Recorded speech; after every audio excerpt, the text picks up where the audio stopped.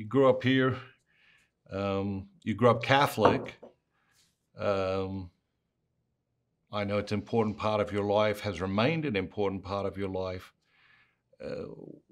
Was there a time in your life where you realized, okay, the faith is mine now? It's not just something that my parents raised me in, but it's mine?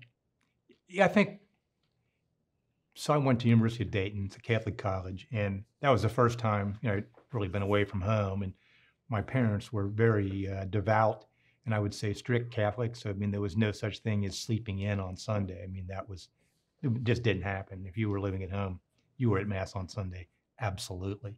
And we didn't even think about not doing that. That wasn't even considered. And my parents went to Mass every day, and so that was just part of our life, and it was important. And even in the summers, it was like when you didn't have to go to Mass. I mean, when I went to school in St. Catharines in Fort Thomas, Kentucky, they had Mass every morning, and every student went every day, and my parents went too. In the summer, you get away from that, but 1 or 2 days a week, it'd be like, okay, you're going to walk up to church and go to Mass. So that was enforced devoutness, perhaps. I don't know, but I think later on, and going to a Catholic college, and most of the guys I went to college with were Catholic, and were fairly religious, I would say. But it was, I think they made it. They had good priests, and they made it.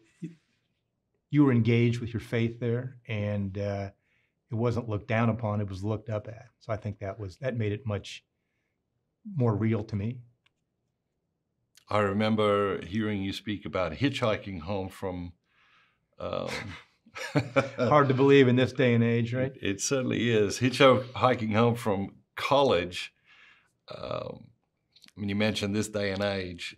I can't imagine hitchhiking anywhere, or one of my kids to do that.